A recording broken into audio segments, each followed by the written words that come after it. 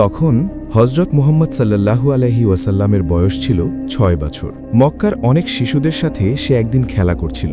সময়টা ছিল বিকেলবেলায়, প্রায় সন্ধ্যের কাছাকাছি। মক্কার ওই বাচ্চাগুলোর মধ্যে ছিলেন হজরত মুহাম্মদ সাল্লাল্লাহু আলাইহি ওয়াসাল্লাম। যখন বিকেল শেষ, সন্ধে ঘনিয়ে আসলো, ঠিক ওই সময় একে একে শিশুদের বাবারা আসতে শুরু করলেন সেই প্রাঙ্গণে। এই একজন শিশুকে তার বাবা শূন্যে তুলে ধরে আদর করছেন, আরেকজনের হাত ধরে বাড়ির দিকে হাঁটছেন। তখন মায়ার নবী আর দয়ার নবী হজরত মুহাম্মদ সাল্লাল্লাহু আলাইহি ওয়াসাল্লাম একপাশে দাঁড়িয়ে অপলক চোখে সেই দৃশ্য দেখছেন। তার ছোট্ট বুকটা এক অনবরত বেদনায় মোচড় দিয়ে উঠল। এই দৃশ্য দেখে তিনি খেলা থামিয়ে দিয়ে গম্ভীর অবস্থায় ধীর পায়ে বাড়ির দিকে রওনা হলেন। হায় আল্লাহ, মনে কি যেন এক অন্যরকম অনুভূতি, এক অন্যরকম বিষণ্ণতা। তার ছোট্ট ছায়াটিও দীর্ঘ হয়ে পথের ধুলোয় যেন মিশে যাচ্ছে।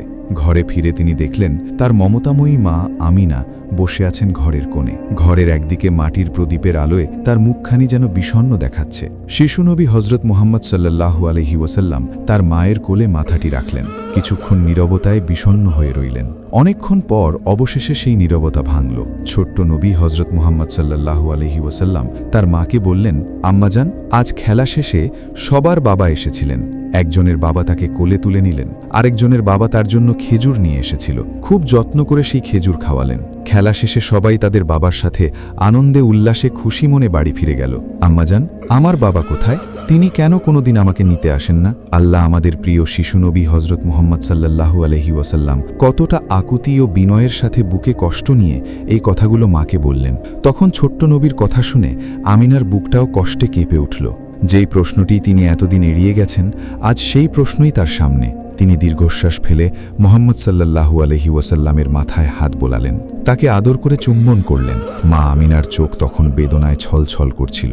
তারপর আমিনা শিশুনবীকে বললেন, তোমার বাবা, তিনি তো এক অনেক দূরের সফরে গেছেন, এমন এক জায়গায় গেছেন যেখান থেকে কেউ আর ফিরে আসে না। বাবা, তিনি আল্লাহর কাছে আছেন। ছোট্ট নবী হজরত মুহাম্মদ সাল্লাল্লাহু আলাইহি ওয়াসাল্লাম এই কথা শুনে মা আমিনাকে তখন বললেন, আল্লাহর কাছে? আচ্ছা আম্মা, তিনি কি আমাদের দেখতে পান? তখন হজরত আমিনা রাদিয়াল্লাহু তাআলা আনহু বললেন, হ্যাঁ বাবা, তিনি আকাশ থেকে আমাদেরকে দেখেন। তোমার বাবা দেখেন তার ছেলে কতটা ভালো, কতটা শান্ত। তিনি তোমাকে অনেক ভালোবাসেন বাবা।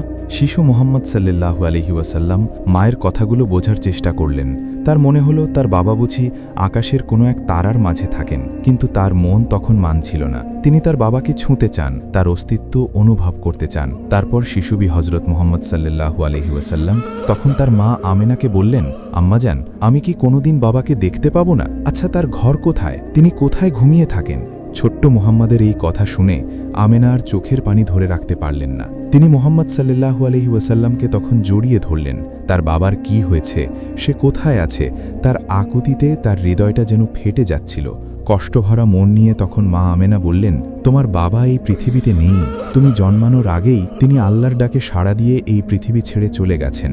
শুধু তার শরীরটা ইয়াসরিবের মাটিতে এখনো ঘুমিয়ে আছে বাবা। ইয়াসরিব শব্দটা শিশু মোহাম্মদের কানে কর্কশভাবে বেজে উঠল। তখন নবীজি ভাবলেন, মাটিতে ঘুমিয়ে আছেন? এ কথাটা তিনি পুরোপুরি না বুঝলেও এতটুকু বুঝলেন যে তার বাবার কোনো একটা চিহ্ন সেখানে আছে। তার শিশুসুলভ সরলতায় তিনি এক দৃঢ় সিদ্ধান্ত নিলেন। তারপর ছোট্ট মুহাম্মদ সাল্লাল্লাহু আলাইহি ওয়াসাল্লাম তার মা আমেনাকে বললেন, আম্মাজান, আমি বাবার কাছে যাব। তিনি যেখানে ঘুমিয়ে আছেন আমি সেই জায়গাটি দেখতে চাই। তুমি কি আমাকে নিয়ে যাবে? আমেনার বুকের ভেতরটা কেঁপে উঠল। এই দীর্ঘ বিপদসংকুল পথ পাড়ি দিয়ে ছোট্ট শিশুকে নিয়ে তিনি কিভাবে যাবেন? কিন্তু মুহাম্মদ সাল্লাল্লাহু আলাইহি ওয়াসাল্লামের চোখের দিকে তাকিয়ে তিনি আর না করতে পারলেন না। এই নিষ্পাক চোখের আকুতি তিনি কিভাবে উপেক্ষা করবেন? কিভাবে তিনি তাকে ফিরিয়ে দেবেন? তিনি তখন ভাবলেন, হয়তো এটাই নিয়তি, হয়তো পিতার কবরের মাটি তার হৃদয়ের এই শূন্যতা কিছুটা হলেও শান্ত করে দেবে। তখন আমিনা তার চোখের পানি মুছতে মুছতে হজরত মুহাম্মদ সাল্লাল্লাহু আলাইহি ওয়াসাল্লামকে বললেন, হ্যাঁ, আমি তোমাকে নিয়ে যাব। আমরা ইয়াসরিবে যাব। তোমার বাবার কবরের পাশে দাঁড়িয়ে তুমি তার জন্য দোয়া করবে। তিনি তখন অনেক খুশি হবেন। এক দীর্ঘ যাত্রার প্রস্তুতি শুরু হলো, যে যাত্রা এক শিশুর জীবনকে চিরদিনের জন্য বদলে দেবে। পরদিন ভোরের আলো ফোটার সাথে সাথে মক্কার পরিচিত পথ পেছনে ফেলে 3টি প্রাণের ছোট্ট কাফেলা যাত্রা শুরু হলো। 2টি উট, একটিতে মা আমিনা ও শিশু মুহাম্মদ, অন্যটিতে উম্মে আইমান রাদিয়াল্লাহু তাআলা আনহা। মরুভূমির বিশালতা ধীরে ধীরে তাদের গ্রাস করতে লাগল। দীর্ঘ অনেক সময় পর মরুভূমির বুকে রাত নেমে এসেছে। আকাশ জুড়ে লক্ষ কোটি তারা। একটি জায়গায় বিশ্রাম নেওয়ার জন্য উটগুলো তখন থেমেছে। উম্মে আইমান খেজুর আর পানি এগিয়ে দিলেন আমিনার দিকে। এদিকে মুহাম্মদ সাল্লাল্লাহু আলাইহি ওয়াসাল্লাম তখন মা আমিনাকে বললেন, আম্মাজান, বাবা কি ওই তারাগুলোর কোনো একটি থেকে আমাদের দেখছেন? তখন আমিনা হেসে বললেন, হয়তো দেখছেন, আর ভাবছেন আমার সাহসী ছিলে কত দীর্ঘ পথ পাড়ি দিয়ে আমাদের কাছে আসছে। জানো তোমার বাবা দেখতে কেমন ছিলেন তখন মুহাম্মদ সাল্লাল্লাহু আলাইহি ওয়াসাল্লাম বললেন, কেমন ছিলেন আমার আব্বাজান? তারপর হজরত আমিনা রাদিয়াল্লাহু তাআলা আনহু বললেন, তিনি ছিলেন কুরাইশদের মধ্যে সবচেয়ে সুন্দর পুরুষ। তার মুখ থেকে যেন নূর ঝরে পড়ত। তিনি যখন হাসতেন তখন মনে হতো চারপাশে আলোকিত হয়ে গেছে। তিনি খুব দয়ালু ছিলেন। কোনো গরিব দুঃখী মানুষ তার কাছ থেকে খালি হাতে ফিরত না। তখন উম্মে আইমান পাশ থেকে বলে উঠলেন, ঠিক বলেছেন, আব্দুল্লার মতো মানুষ হয় না। আমি নিজের চোখে দেখেছি তিনি নিজের খাবারও অন্যদের দিয়ে দিতেন। মুহাম্মদ, তোমার মাঝে আমি তোমার বাবার সেই ছায়া দেখতে পাই। শিশু মুহাম্মদ মুগ্ধ হয়ে তখন উম্মে আইমান রাদিয়াল্লাহু তাআলা আনহার কথা শুনছিলেন। তার কল্পনার চোখে তিনি তার বাবার এক ছবি আঁকছিলেন। এই গল্পগুলো তার দীর্ঘ যাত্রার কষ্টকে ভুলিয়ে দিচ্ছিল। তিনি এখন আর শুধু একটি কবর দেখতে যাচ্ছেন না, তিনি যাচ্ছেন তার কল্পনার সেই মহান পিতার স্মৃতির চিহ্ন স্পর্শ করতে। অবশেষে দীর্ঘ যাত্রার পথ শেষে তারা পৌঁছলেন ইয়াসরিবে। সবুজ খেজুরের বাগান আর শান্ত পরিবেশ তাদের স্বাগত জানালো। বনু নাজ্জার গোত্রের মায়ের আত্মীয়দের বাড়িতে তারা উঠলেন। সেখানে 1 মাস যেন স্বপ্নের মতো কেটে গেল।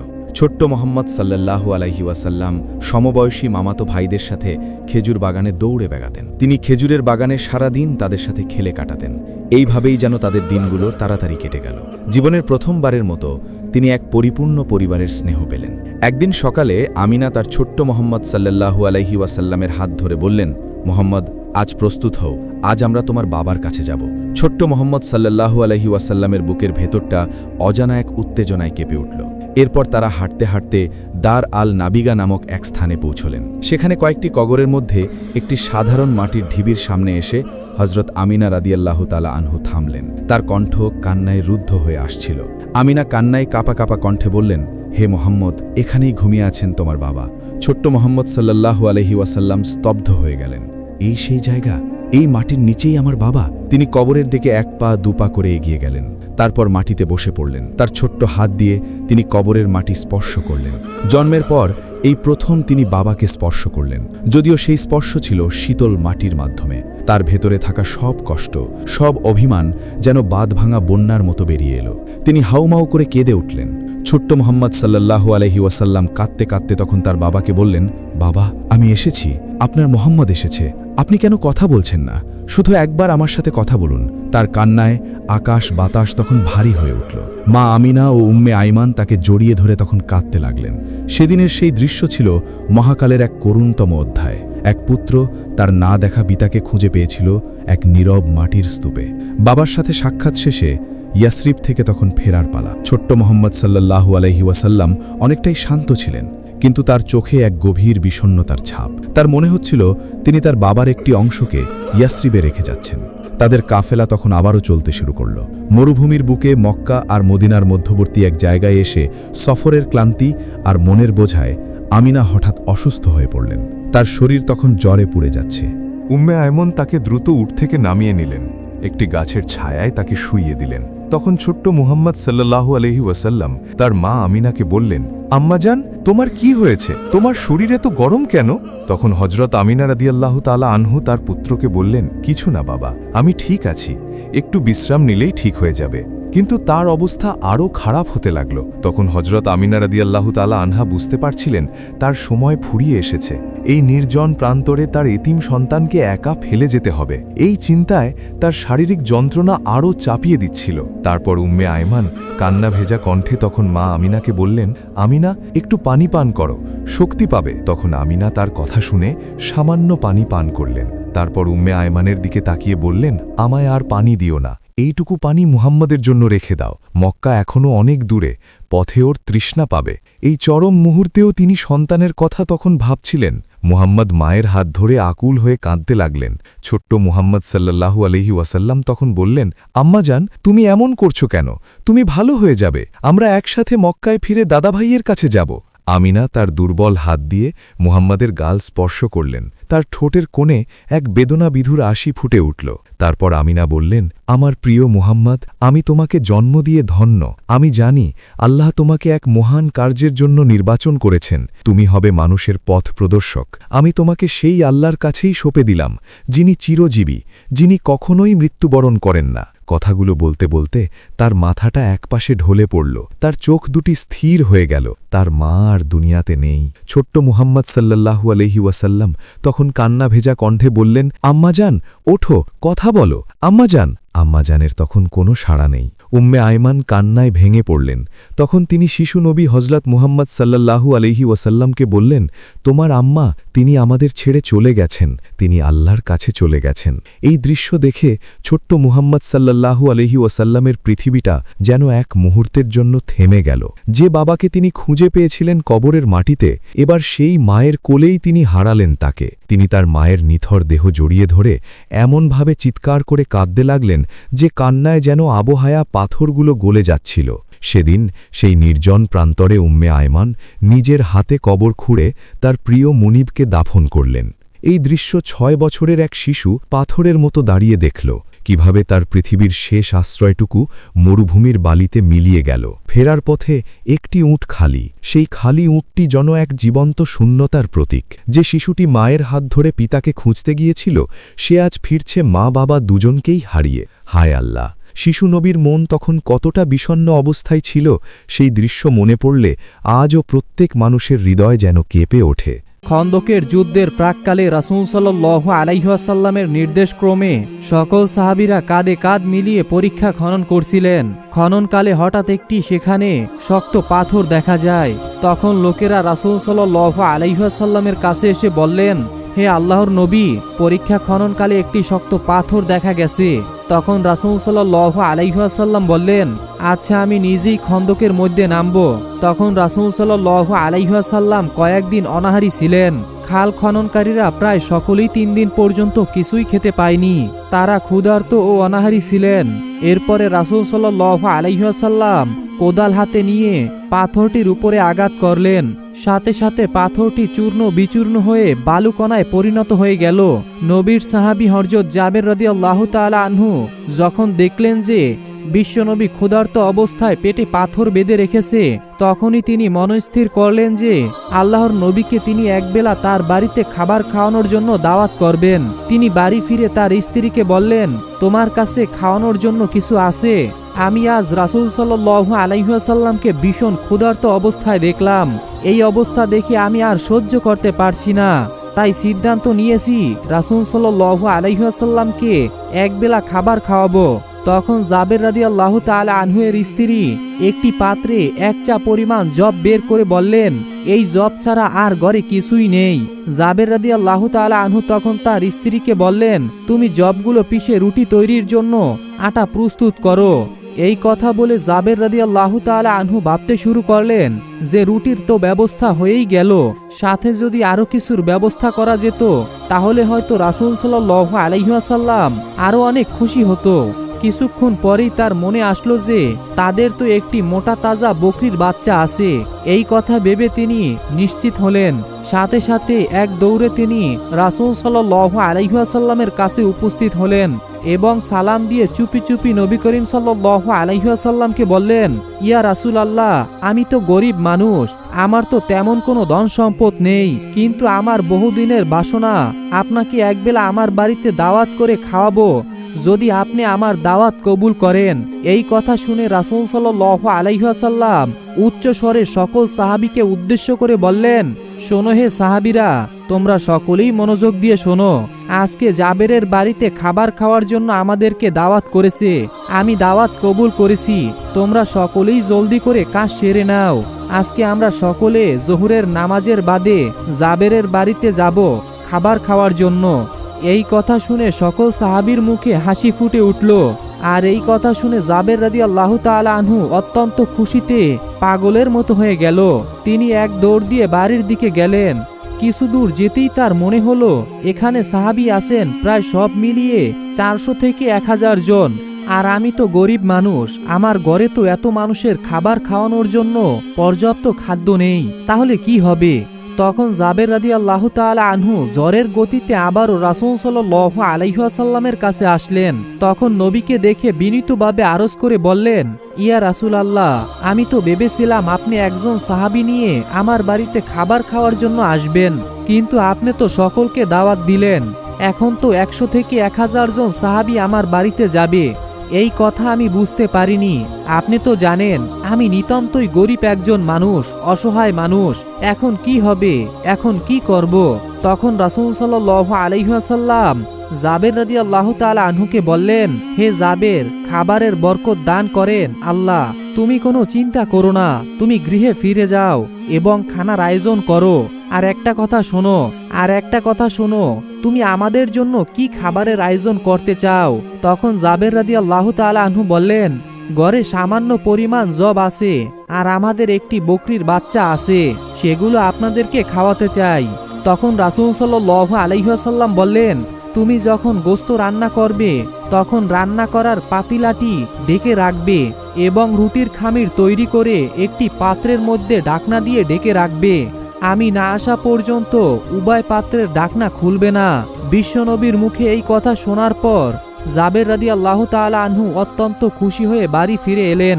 আল্লাহর রাসূল সাল্লাল্লাহু আলাইহি ওয়াসাল্লাম দাওয়াত কবুল করেছেন, এই খুশির খবরটা তার বিবিকে জানাতে হবে। এই খবর বিবিকে জানানোর পর বিবি শুনে খুবই খুশি হলেন। এদিকে জাবের রাদিয়াল্লাহু তাআলা আনহুর 2টি ছেলে সন্তান ছিল, যার মধ্যে বড় ছেলের নাম আব্দুল্লাহ, তার বয়স 8-9 বছর হবে।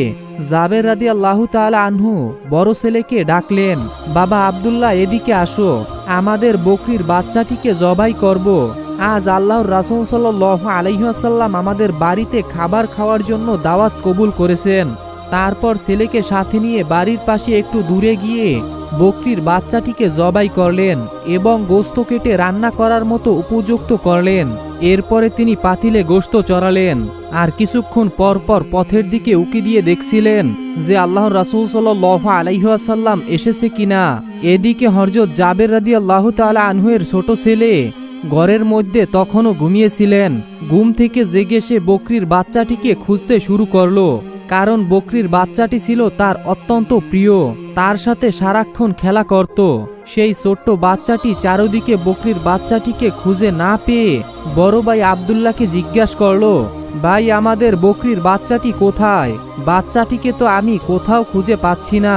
তখন তার বড় ভাই আব্দুল্লাহ বলল, তুমি তো ঘুমিয়েছিলে, তাই তুমি জানো না, আব্বাজান আজ আমাদের বকরির বাচ্চাটিকে জবাই করে দিয়েছে।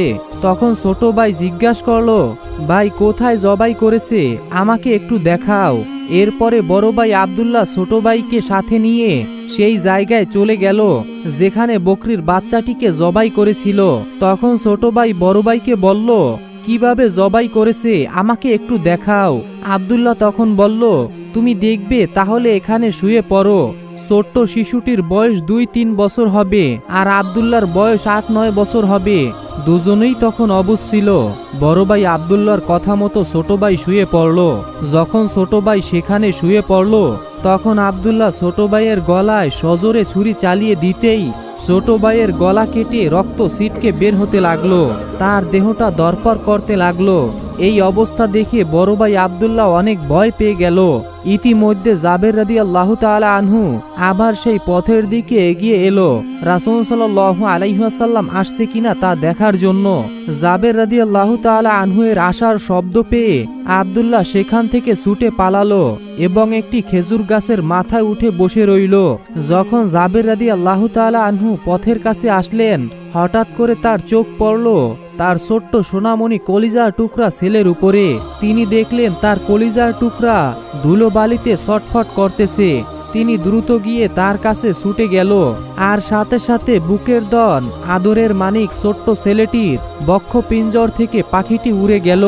ছোট্ট শিশুটির দেহটি স্থির হয়ে গেল। তখন তার দেহটা একেবারে শান্ত হয়ে গেল। জাবের রাদিয়াল্লাহু তাআলা আনহুর আর বুঝতে বাকি রইল না কিভাবে এই ঘটনা ঘটল। তখন জাবের রাদিয়াল্লাহু তাআলা আনহুর আদরের মানিক ছোট্ট শিশুটিকে বুকে জড়িয়ে ধরে কান্নায় ভেঙে পড়লেন, আবার নিজেই নিজের মনকে বুঝালেন। তারপর শিশুটিকে নিয়ে বিবিকে ডাকতে ডাকতে বাড়ির ভিতরে এলেন। রান্নাঘর থেকে বিবি বেরিয়ে এলেন। তিনি জিজ্ঞাসা করলেন, কি হয়েছে, চিৎকার করছো কেন?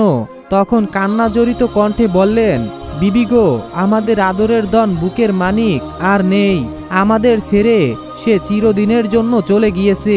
বিবি এই কথা শুনে বিবি বলল, না, এ হতে পারে না, না, আমি এটা বিশ্বাস করতে পারি না। আমার বুকের প্রিয়ধন আমাদের ছেড়ে চলে যেতে পারে না। জাবের রাদিয়াল্লাহু তাআলা আনহু বিবিকে তখন বোঝালেন, বিবি গো, কেঁদো না, সবুর করো, ধৈর্য ধারণ করো, একটুও কাঁদবে না। আজ রাসূল সাল্লাল্লাহু আলাইহি ওয়াসাল্লাম আমাদের বাড়িতে আসবেন। তিনি এসে যদি আমাদের কান্না ভাঙা চেহারা দেখে, তখন তিনি কান্নার কারণ জানতে চাইবেন। তখন আমরা কি জবাব দেব? তুমি একটুও কাঁদবে না। বিবিকে সান্ত্বনা দিয়ে ছেলেটিকে নিয়ে রান্নাঘরের পিছনে শুইয়ে রেখে দিলেন। একটি কম্বল দিয়ে গায়ের উপরে ঢেকে দেওয়া হলো। এরপরে বড় ছেলে আব্দুল্লাহকে খুঁজতে জাবের রাদিয়াল্লাহু তাআলা আনহু আবার পথের দিকে এগিয়ে এলো। তিনি আব্দুল্লাহকে ডাকতে থাকলেন। আব্দুল্লাহ তখন খেজুর গাছের মাথার উপরে বসে আছে। ছোট ভাই মারা যাওয়ার কারণে সে ভয় পেয়েছে। সে ভাবছে, এখন যদি তার বাবা তাকে ধরতে পারে তাহলে তাকে জীবিত রাখবে না। এই বয়সে কোনো সারা শব্দ করছে না, চুপ করে খেজুর গাছের মাথার উপরে বসে রইল। জাবের রাদিয়াল্লাহু তাআলা আনহু আব্দুল্লাহকে না পেয়ে পথের দিকে উকি দিয়ে আবার বাড়ির দিকে ফিরে যেতে লাগলো। আব্দুল্লাহর বাবা একটু দূরে যেতেই তখন আব্দুল্লাহ ভাবল, এখানে থাকা নিরাপদ হবে না, যে কোনো মুহূর্তেই আব্বা দেখে ফেলতে পারে, আর যদি একবার দেখে ফেলে তাহলে আর রক্ষা নেই। খেজুর গাছ থেকে নেমে অনেক দূরে পালিয়ে যাওয়ার জন্য যখনই আব্দুল্লাহ খেজুর গাছ থেকে নামতে শুরু করলো, কিছুটা নামতেই পা ফসকে টুপ করে মাটিতে পড়ে গেল এবং প্রচণ্ড আঘাত পেল। জাবের রাদিয়াল্লাহু তাআলা আনহু কি যেন একটা পড়ার শব্দ শুনে পিছনের দিকে ফিরে দেখলেন। তখন খেজুর গাছের নিচে আব্দুল্লাহ পড়ে ছটফট করতেছে। তখনই দৌড়ে বড় ছেলে আব্দুল্লাহর কাছে এলো এবং বুকের মধ্যে জড়িয়ে ধরল। তৎক্ষণি খেজুর গাছ থেকে পড়ার আঘাত সহ্য করতে না পেরে আব্দুল্লাহর প্রাণ পাখিটি পিঞ্জর ছেড়ে উড়ে চলে গেল। তখন জাবের রাদিয়াল্লাহু তাআলা আনহুর কি যে কান্না! মাত্র কয়েক মুহূর্তের মধ্যেই অতি আদরের দুইটি বুকের মানিক তারা দুজনেই মারা গেল। এই দুঃখ, এই কষ্ট সহ্য করা যে কত কঠিন ব্যাপার, কত যে হৃদয় বিদারক ঘটনা, তা বলে বুঝাতে পারবো না। বড় ছেলে আব্দুল্লাহকে কোলে করে কাঁদতে কাঁদতে চিৎকার করে আবার বিবিকে ডাকলেন, বিবি গো, তুমি কোথায়? বিবির তখনও বুকের মধ্যে বড় কষ্ট। পাথর চাপা দিয়ে রুটি তৈরি করার জন্য আটার খামির তৈরি করছিল। স্বামীর ডাকে চমকে উঠলেন, তাড়াহুড়া করে রান্নাঘর থেকে বের হয়ে আসলেন। এসে দেখলেন স্বামী তার বড় পুত্র আব্দুল্লাহর নিতর দেহটি বুকের মধ্যে জড়িয়ে ধরে কান্না করছে। এই দৃশ্য দেখে নিজেকে আর ধরে রাখতে পারল না, চিৎকার করে বলতে লাগলো, এটা হতে পারে না, এটা আমি বিশ্বাস করতে পারছি না। আজ আল্লাহর রাসূল সাল্লাল্লাহু আলাইহি ওয়াসাল্লাম আমাদের বাড়িতে দাওয়াত কবুল করেছেন, আর আজই আমাদের বুকের মানিক জোড়া এভাবে আমাদেরকে ফাঁকি দিয়ে চলে যাবে, আমি এটা মানতে পারছি না। তখন জাবের রাদিয়াল্লাহু তাআলা আনহু কিছুটা শান্ত সুরে বিবিকে বলল, বিবি গো, তুমি এত কান্নাকাটি করো না, ঘটনাটি বুঝতে পারছো না। আমার মন বলছে আমাদের কঠিন পরীক্ষা চলছে, এই পরীক্ষায় ফেল করলে চলবে না, আমাদের পাশ করতেই হবে। তুমি ধৈর্য ধারণ করো, কান্না করো না, শান্ত হও, ঘরে যাও, খাবার তৈরি করো। এখনই আল্লাহর রাসূল সাল্লাল্লাহু আলাইহি ওয়াসাল্লাম আমাদের বাড়িতে আসবেন। তিনি যদি এসে দেখেন তুমি আমি দুজনেই কান্না করতেছি, তাহলে কিছুতেই তিনি আমাদের বাড়ির খাবার খাবে না। আমরা তো রাসূল সাল্লাল্লাহু আলাইহি ওয়াসাল্লামকে প্রাণের চেয়েও বেশি ভালোবাসি, এমনকি আমাদের সন্তানের চেয়েও বেশি ভালোবাসি। আমরা কষ্ট পাই, তাতে কোনো দুঃখ নেই, কিন্তু আমাদের রাসূল সাল্লাল্লাহু আলাইহি ওয়াসাল্লামের মনে আমরা কোনো কষ্ট দিতে পারি না, আর পারবো না। এই কথা বলে বড় ছেলে আব্দুল্লাহকে নিয়ে রান্নাঘরের পিছনে ছোট ছেলের পাশে শুইয়ে দিয়ে কম্বল দিয়ে ঢেকে দিল। এরপরে জাবের রাদিয়াল্লাহু তাআলা আনহু পথের দিকে লক্ষ্য করে দেখলেন আল্লাহর রাসূল সাল্লাল্লাহু আলাইহি ওয়াসাল্লাম তার বাড়ির দিকে আসছেন। পিছনে সাহাবীদের লম্বা লাইন দেখা গেল। তিনি দৌড়ে পথের দিকে গেলেন, রাসূল সাল্লাল্লাহু আলাইহি ওয়াসাল্লামকে ডেকে বললেন, আহলান সাহলান ইয়া রাসূলুল্লাহ, এই বলে স্বাগতম জানালেন। এরপরে বাড়ির ভিতরে নিয়ে আসলেন। বিবিকে ডেকে বললেন, হে বিবি, আল্লাহর রাসূল সাল্লাল্লাহু আলাইহি ওয়াসাল্লাম আমাদের বাড়িতে আগমন করেছে, তাড়াতাড়ি খাবার পরিবেশনের ব্যবস্থা করো। তখন তার স্ত্রী আটার খামিরগুলো রাসূল সাল্লাল্লাহু আলাইহি ওয়াসাল্লামের সামনে দিলেন। তিনি তাতে সামান্য পরিমাণে লালা মিশিয়ে বরকতের জন্য দোয়া করলেন। এরপরে গোশতের পাতিলার কাছে গিয়ে তাতেও সামান্য পরিমাণে একটু লালা মিশিয়ে বরকতের জন্য দোয়া করে দিলেন। এরপরে নবীজি সাল্লাল্লাহু আলাইহি ওয়াসাল্লাম জাবের রাদিয়াল্লাহু তাআলা আনহুকে বলল, তুমি চুলার উপর থেকে পাতিলাটি না নামিয়ে তুমি তা থেকে তরকারি নিয়ে পরিবেশন করো।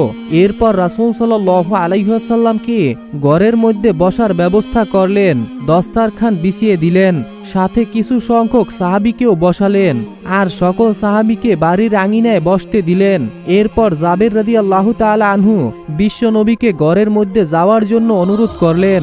আল্লাহর রাসূল সাল্লাল্লাহু আলাইহি ওয়াসাল্লাম যখন ঘরের মধ্যে এক পা প্রবেশ করেছিলেন আর এক পা বাহিরে, ঠিক এই সময় আল্লাহর হুকুমে ফেরেশতা হযরত জিবরাইল আলাইহিস সালাম সেখানে আগমন করলেন। তিনি রাসূল সাল্লাল্লাহু আলাইহি ওয়াসাল্লামকে সালাম দিয়ে বললেন, হে আল্লাহর রাসূল, আপনার জন্য আল্লাহর পক্ষ থেকে সংবাদ নিয়ে এসেছি। আপনি যে আজ জাবেরের বাড়িতে খাবার খাবেন, আল্লাহ পাক আপনাকে বলেছেন আপনি যেন জাবেরের দুই সন্তানকে নিয়ে একসাথে বসে খাবার গ্রহণ করেন।